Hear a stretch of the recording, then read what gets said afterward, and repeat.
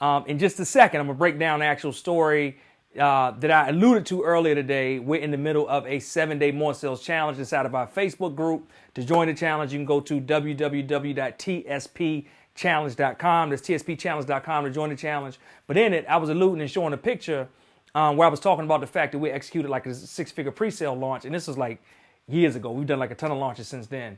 But people said, hey, I want you to tell me more about that. And I said, I really don't have time right now, but I'll come back and we'll do it inside of a special kind of story time. And what story time with these segments are is I got a lot of amazing life experiences around building the businesses that we built and the brands that we built. So instead of me just kind of breaking down 1, 2, 3, 4, 5, I say, hey, I kind of go into some of these stories that I have. So what's up, Connie? Do me a favor, right? If you're on, tag people that need to be on, share this on your page. We're running it in multiple places on our YouTube channel, Traffic, Sales, and Profit. You guys should be subscribed if you're not already. Inside our Traffic, Sales, and Profit with Lamar Tyler Facebook group. I got it going on my personal page, a lot of places. So as you come in, do me a favor, drop your name, drop where you're from, drop your business if you got one, because this is not going to be a long one. We're just going to jump into it. I'm going to run down a few different points on you. I got my clock because I got a meeting I got to get to in a second. And we are going to break this down, how we did this 6-figure launch. So guess what? Y'all can do it, because if we did it, you can do it too. We've done it this is like years ago. So it's even easier to do all the stuff I'm about to talk about. This is our first time we ever did one. And it's easy. And like the product was like a low price product. So we had to sell a lot of them. All this stuff. It's easy to do it now than it was then. If I did it, you can do it too. If you already get into it, do me a favor, drop the word yes down below in the comment, and I'm going to break through. It's probably going to be like a 9-point methodology on how we did it over the next 10 minutes. I'm going to try to do it 10, 15 minutes. A 9-point methodology on how we did it so y'all can do it too. Hey, what's going on, Daya? In Charleston, what's going on, Victoria, in York, PA? Angela, good to see you. Awesome. I see people coming in. So make sure y'all share this. Make sure you get the word out as well. Let me see who else we got. Yep, Victoria said, yep, she is ready and she is going to share it out. Awesome. Let me get my stuff queued up so I can see what is going on here in the chats. Cool, cool, cool. What's up, Chef Nina? Okay. Chef Nina about to come with the hype, right? She always hype me up. All right, so this is the methodology. So everybody that was on the TSP 7-Day More Sales Challenge this morning, y'all said y'all wanted more. So I'm going to break it down to you and kind of run through real quick how we did it so that you can do it too in your business. It was 3 main parts to how we did this and what I'm going to talk about. The first part was product. So no matter what, you should know you have to have an amazing product. So our product was just a movie. It was literally like a $20 product, which I think this is before movies. And this, I'm talking about DVD. This is before DVDs were costing $25 and $30. It literally was like a $20 product. So I know some people say best way to make money is to sell low dollar stuff because it's easy for people to buy it and they don't think about it. Some people say it's best for people to buy high dollar stuff because then it adds up equally, right? I'm going to tell you the best way is just to sell stuff that people buy and that people need, right? It really don't matter. I've done both, right? We built 7-figure brands off of low dollar stuff. We built 7-figure brands off of high ticket stuff. It literally don't matter. It's more so like if the person got a problem, they got a challenge, I got the solution, we can sell it and we can do this exchange all day, all night. Probably what I'm more preferential between is not so much low dollar, high dollar. What I'm more probably preferential between is finding a way to do recurring revenue. Because in the early days, we weren't focused on this enough. And then, eventually we did roll out some different stuff to do it. We weren't focused on enough. We would have made a lot more throughout the process. So first we look at product. When I looked at product, we were just selling the DVD. We went out, shot it, did it, right? We produced it. Me and one of my guys, we did all the shooting. Ronnie came out, she directed. She would do the interviews. I come back, I do rough cut. I send it to my guy. He finished it off, do color correction. We got it done. I would go to one of my graphics folks. I'm getting it packaged. I'm getting a quality product because I want the movie we're making, I want to be able to stand on the shelf along with anything you would see in Best Buy, right? Anything you would see in Circuit. We started making movies back in the Circuit City days. How many of y'all know about Circuit City? You know about Circuit City in the chat. Drop a comment down below. Millennials don't know about that Circuit City thing. So we wanted to be able to stand across against anything that the big houses would do, the big Hollywood folks would do. We wanted to have something that would compete against that. So we had a quality product, number one. That just needed to be said. When we created the product, we said, all right, for a pre-sale, in order for it to move, we need it to be something special. One of the biggest mistakes I see people make is that they say, all right, I'm doing a pre-sale for a product, for a service, for a book. and they just offering the thing at the same price, the same way, no additional bonuses, no additional features that they would any other time. So what's special about it? Well, they support me because it's new. Yeah, your friends might support you. Your family probably won't support you, right? A lot of y'all are blown away when your family don't buy your stuff. They're not supposed to buy your stuff. They're not your customers. So, you're intrigued and surprised when that doesn't happen. But we need to have a way to make an offer that's an irresistible offer. I always talk about an irresistible infomercial type offer. And back then we weren't even making infomercial type. It just was like a basic irresistible offer. It's a good offer. But we start with the actual product. So the product for us was a DVD, and that was like the actual like core product that we created. Now what we needed to do was to surround it with some other things to make it special, so that when people bought and they bought now, it was an advantage to them buying now on pre-sale and having that delayed gratification because they couldn't get a hold of it immediately, versus what they normally would do is go into a store and be able to just get something in their hand. So we had a DVD. In addition, what we wanted to do was surround that with something, like I said, that would increase the value of the whole package so that we could sell it for more. And it had more increased value. So what we did is we create resources around the actual DVD. So you ain't selling movies, you ain't selling DVDs, that's fine. But what additional resources can you create around the main thing that you're actually selling? Y'all with me? Let me know if you with me or not in the actual chat. Say yes if you with me. So if what we did, so we did a DVD. Let's say we did like this in-depth ebook resource guide. So that was like part 2 of the actual package that we created. And then the third thing for a bonus, we did like this wealth pledge piece. So this pledge, right? So 3 parts. The DVD, it was an ebook guide and an actual wealth pledge. And what the wealth pledge, right? We had it, professionally designed by my top graphics person. We would put it up, we would frame it. I would be in the actual video of it, holding it in the frame, talking about and telling a story. Everything is storytelling. We've been telling y'all inside of Traffic, Sales, and Profit all the time. Story. So it's all storytelling. So I would tell a story about how they can have this and what this means to have it in their home.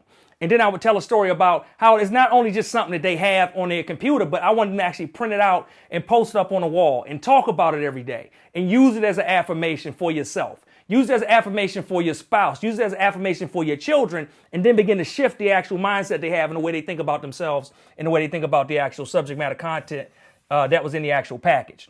So now, because a DVD is like $20, but because we've added some guides along with it, bonus of a wealth pledge, and I think it might have been, 1 or 2 other digital bonuses with it. Now we got a $20 thing that we don't have to sell for $20. So let's say, I forget what the actual price was, but now the value of it is higher. So let's say the value is $40 or $45 or something like this. This is like low ticket stuff. This is easy. So $45, but what we did is if they ordered on pre-sale, because we don't want them to wait until later, right? How can we get people to take action when now? If they order on pre-sale, what we did is I think we said, all right, buy it right now, you get it for just $25. So later on, we're going to sell this ebook for $20. The DVD is like $20, so that's $40. The pledge, I think, was a bonus. We might have had something else. It's like $40, $45, $50 worth of stuff. If you buy it now, you get it for just $25. So that's the first part of it, products. All right, everybody type products down for me in the actual chat. All right, number 2, the second thing we had to do is we had to focus on promotion. Because a lot of you have amazing products and service, but what you won't freaking do is promote the product or service that you have. So the second thing we had to do is we had to get real clear on this thing right here, promotion, how we actually promote it. And the 3 main ways we promoted it is, number 1, we had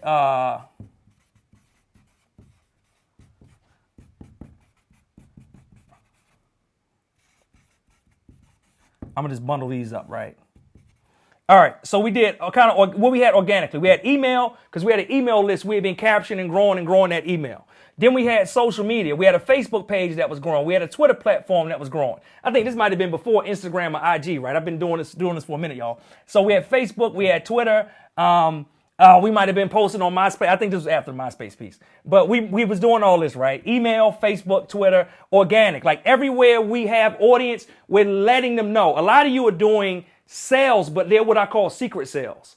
A secret sale is when you selling, but don't nobody know. It's like it's a secret. Like, shh, I got something. I'm trying to make a lot of money from it, but I just don't want nobody to know that I'm actually doing it, right? So we don't do secret sales in here. We got to be clear about that.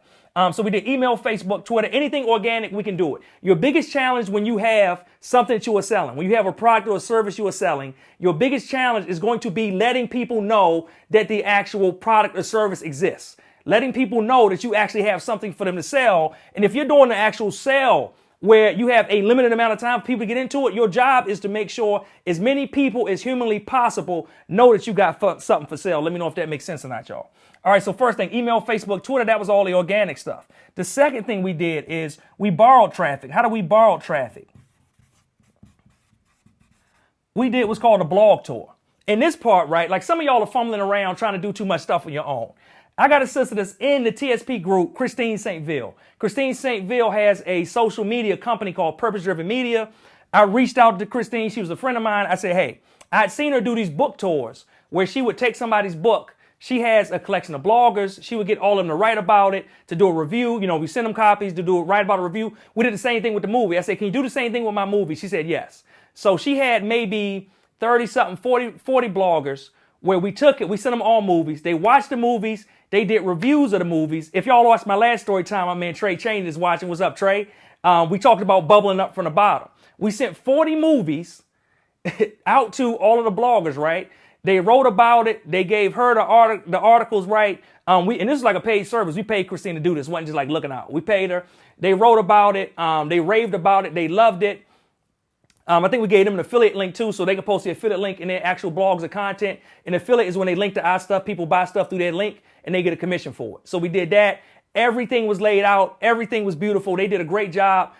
Christine had a plugin or something, a WordPress plugin that brought all of those posts back to one spot. And then when you came to our page to see about the movie, to see the trailer, we also could point you to this page that had 30 or 40 articles from other people actually talking about it already. And they were pushing their traffic to us. So we borrowed traffic through the blog tour. The last thing we did is we did Facebook ads.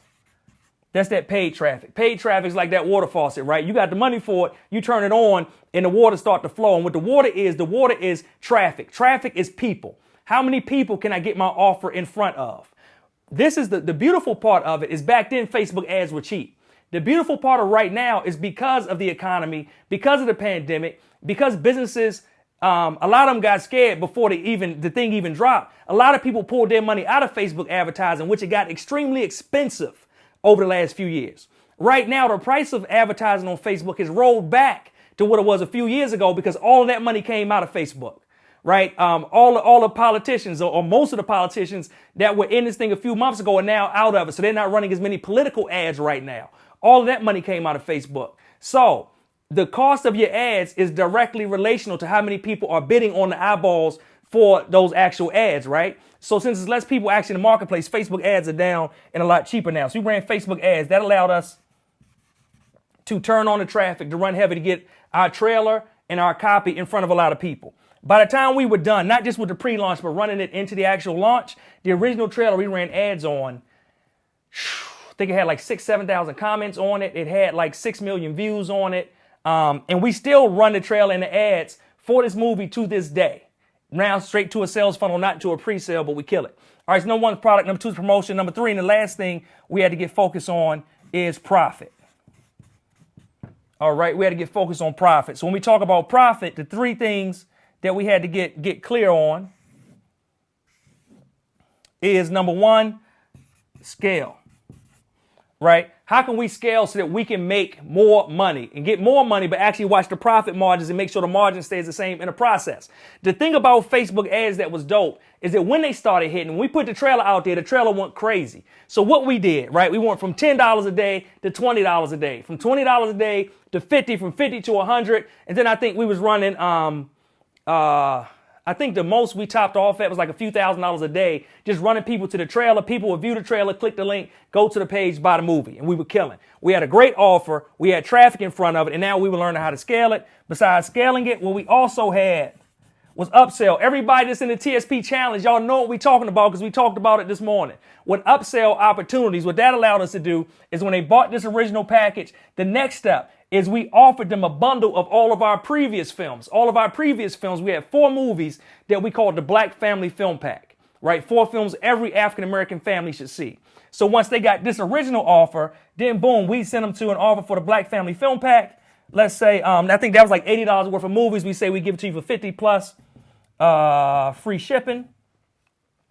Did everybody buy that? No. Did some people buy it? Yes. And that just boosted the profit on the actual back of what we were running right here. And then we had some different guides and stuff for some of these movies as well. So we did scale with growth. How can we get more people into it and actually ramp up while we have the eyeballs? And this pre-sale was a limited time thing, so we had to get them into it quick. We did upsells on the back end to increase the amount of profit that we had. And the third thing we had to do, let me see, make sure y'all can see that, is we had to look and pay close attention to our numbers, right? Everybody say numbers down in the chat. We had to get real clear about the actual numbers that we use and what we did. And the beauty of this when we sold it is that we actually did it before we actually went to actually press off and duplicate those DVDs. So we did 6 figures in actual sales for this in advance of us actually having the DVDs in hand. Now, what we did have to do, I'm going to be very clear with y'all.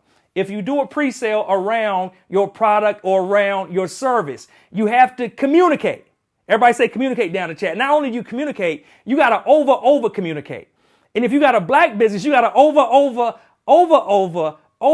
communicate because for some reason it's a little trickier out here in these streets, right? Because y'all know as soon as people don't get something, they like, man, I knew I shouldn't have bought from a black company. I knew, can I be real with y'all? They were like, I knew I shouldn't have bought from a black company. This is what they literally would say in the chat, in the Facebook ads. And then somebody else would say, well, you saw that they said the movie don't ship till May 1st, right? You did read that. It was on the page. So what we did, we had to communicate that even though they bought it, so let's say it was a few weeks or a month or so before we actually released, it was on the actual sales page when they got it. When they got to the confirmation page after purchase, it was on the confirmation page. We actually sent an automated email, and that automated email said, hey, here's your information. It'll ship from our warehouse on this date, right? Any actual advertisements that we ran, we said what date it was. And people still didn't pay attention and read it, right? Because everybody's running so fast.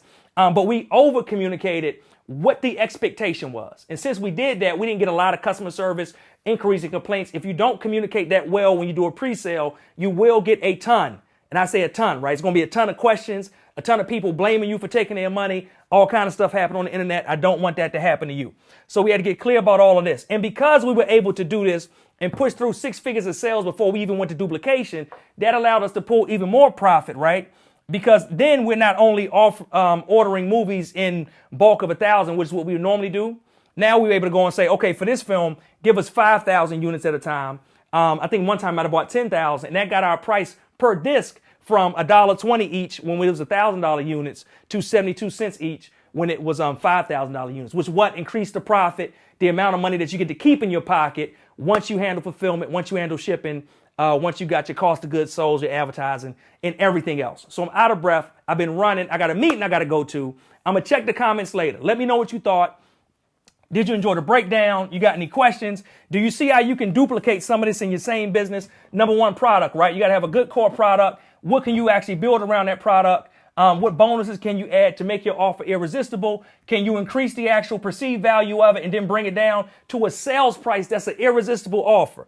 Number 2, how are you going to actually promote it? What can you do organically? Can it be things like email, Facebook, Twitter, Instagram, whatever it may be? Can you do live streams? We didn't have live streams back then, but can you do live streams? Can you do something like a blog tour? You better holler at Christine St. Ville, Purpose Driven Media. She still might be doing these. I don't know. She done helped a couple people hit New York Times bestseller. She helped me with this 6-figure launch. You might want to holler at her. Can you do blog tours? Can you borrow other people's audiences, other people that have groups, that have email lists? Can you tap into an audience that they've already built of people that meet your actual perfect customer avatar? Can you do paid traffic, right? Because that's the way you kind of scale it quickly, but you got to know what you're doing. You got to know your numbers like we talked about in the sales challenge this morning. Can you scale it once you get it? A lot of people, they actually have success but are afraid to scale. Hey, when I get there and I'm like, okay, we can do $10 a day. What I'm trying to figure out is how can we get it so that we can get to $100 a day and still be profitable, and then $1,000 a day and still be profitable? Can we add upsells to increase the profit? And then, right, can we make sure that the whole time we're watching our numbers so that we can make sure that we're not losing money, that we're making money, that we increase profitability, and we can scale and grow, again, everything that we have. My name is Lamar Tyler, creator and founder of Traffic, Sales, and Profit. We help you do 3 things: drive more traffic, convert more sales, grow the amount of profit in your business. If you are not part of it, we are running a 7-day sale. The challenge is bananas. 7-day sell more or more sales challenge. Excuse me, 7-day more sales challenge. To register is www.tspchallenge.com. We already did day 1 today. We got 6 more days. I'm gonna help you get to the money. COVID-19, the economy, no matter what, people are still spending money. If you got a business, you need to know how to get to it. Holler at me in the group once you join. I can't wait to see you and help you get to the next level. Peace.